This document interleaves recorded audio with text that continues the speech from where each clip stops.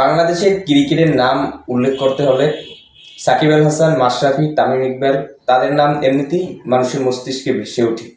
সেই হিসেবে 5ই আগস্টের পর থেকে সাকিব আল হাসান, মাশরাফি তারা দেশ ত্যাগ করতে বাধ্য হয়েছে এবং তাদেরকে বাংলাদেশের ক্রিকেটার হয়ে মাঠে নামতে দেওয়া হয়নি।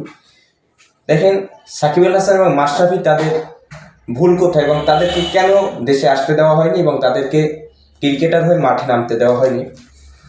যখন 2024 সালে আওয়ামী লীগের ডামি নির্বাচন হয়, যখন আওয়ামী লীগ তাদের নিজেদের প্রার্থীকেই এবং তাদের জোটসঙ্গীদেরকেই তাদের বিরোধী দল বানিয়ে যখন নির্বাচন করে, তখন কিন্তু তারা শুধু আওয়ামী লীগের প্রার্থীকেই নমিনেশন দেয়নি, তারা বাংলাদেশের জাতীয় পর্যায়ে যারা পরিচিতি রয়েছে, বাহিরের বিশ্বে যাদেরকে চিনে, তাদেরকেও ধরে ধরে নমিনেশন দিয়েছে। তাদেরকে নমিনেশন দেওয়ার কারণ কি?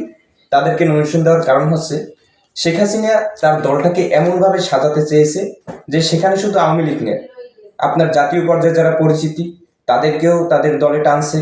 তারপরে বিভিন্ন পেশার শ্রেণীর মানুষকে তাদের দলে এনে নমিনেশন দিয়েছে, যাতে করে তাদের ক্ষমতা আরও চিরস্থায়ী হয়, আরও অনেক বছর তারা ক্ষমতা উদযাপন করতে পারে।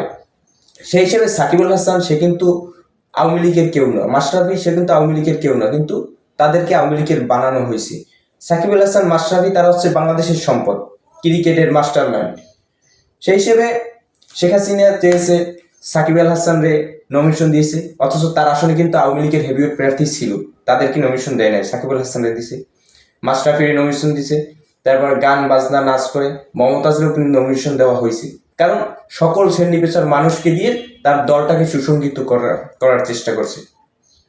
তো সেই নির্বাচনে সাকিব আল হাসান বিজয়ী হয়েছেন এবং ঠিক তার 3 থেকে 4 মাস পরে কিন্তু গণঅভ্যুত্থান হয়েছে। গণঅভ্যুত্থানে সাকিব আল হাসানের ভূমিকা কী ছিল কিংবা তার কি অপরাধ ছিল, এই ধরনের কিন্তু কোনো নিউজ কিংবা কোনো ফটো ভিডিও কেউ এখন পর্যন্ত কিন্তু দিতে পারে নাই।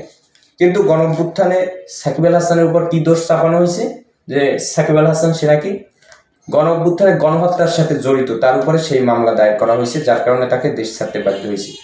এবার আসে, আমার কিংবা আপনার কারোরই মনে হবে না যে সাকিব আল হাসান সে কোনো পুলিশ কিংবা কোনো বাহিনীকে ছাত্রদের উপর গুলি চালাতে আদেশ করছে, কিংবা সে নিজে রাইফেল হাতে নিয়ে ছাত্রদের প্রতি গুলি চালাইছে। এটা কিন্তু অবিশ্বাস্য, এটা তার দ্বারা সম্ভব না, এবং সে করছে এই কাজ, এটা কোনো ভিডিও কিংবা কোনো ফটো কেউ দেখাইতে পারবে না, কিন্তু তার উপরে এই মিথ্যে মামলা দায়ের করা হয়েছে। এবার আসে, এই যে একটা বাক্য আছে, লোকে বলে বাংলাদেশের জান, বাংলাদেশের প্রাণ, সাকিব আল হাসান। 5ই আগস্টের পর যে কয়টা